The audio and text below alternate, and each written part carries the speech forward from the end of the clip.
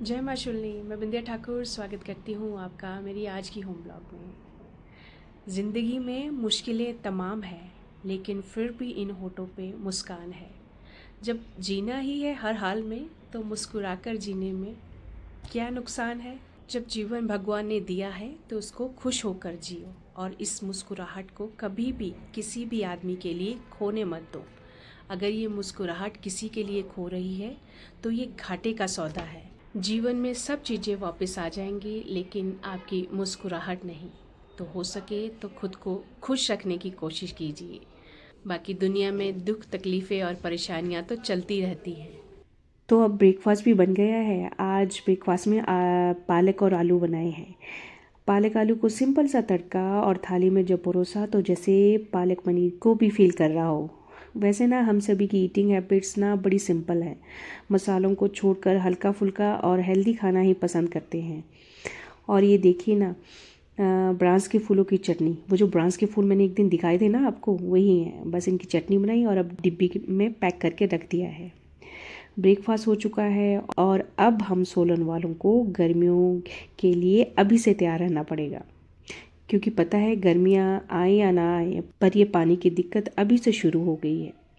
3-4 दिन बाद पानी आया है और मैं भी अब बात डाल रही हूँ कि स्टोर करके और कम खर्च करूँ, क्योंकि जब तक गर्मियाँ आएंगी ना तब तक पता नहीं क्या हाल होगा।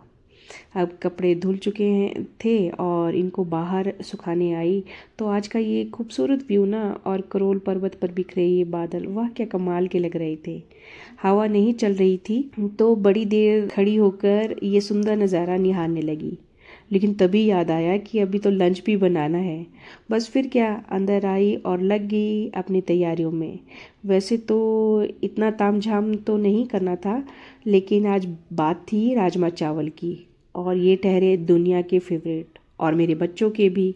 बस इनको बनाने की तैयारी लगी करने। अच्छा चलो, आज ना आपसे राजमा की एक हिस्ट्री शेयर करती हूँ।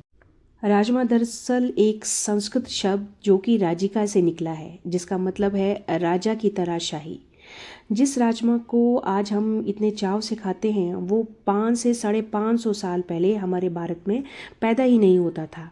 अफवाहों की माने तो ये राजमा पहली बार मध्य अमेरिका में उगाया गया था, और 7,500 साल पहले प्राचीन मेसो अमेरिका में इसकी खेती की जाती थी।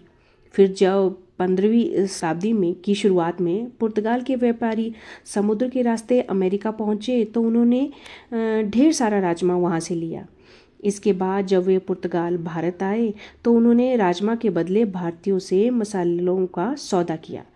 फिर पुर्तगालियों से मिला ये राजमा भारत के पंजाब, हिमाचल समेत सारे भारत में फैला, और 16वीं सदी के अंत तक इंडियन हाउस होल्ड में इसे चावल के साथ खाना आरंभ कर दिया, जिसके स्वाद को सभी ने बहुत पसंद किया। वहीं इसके साथ एक और दूसरी कहानी भी है कि राजा मारू, जो भगवान राम के पुत्र कुश के वंशज थे, अयोध्या से चंबा आए थे।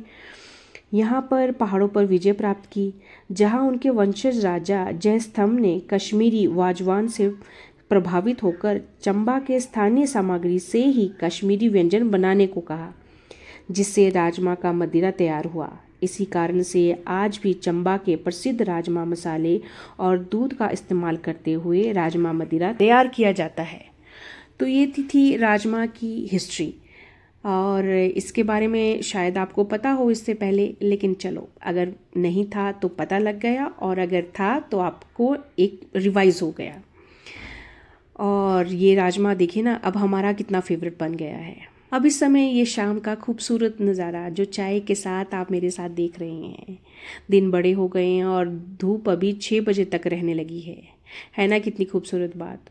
और अगर राजमा की हिस्ट्री पसंद आई हो तो ब्लॉग को लाइक, शेयर और कमेंट ज़रूर करें। अब मुझे दीजिए इजाज़त, कल नए ब्लॉग के साथ फिर आऊँगी। तब तक स्वस्थ, व्यस्त और मस्त रहें।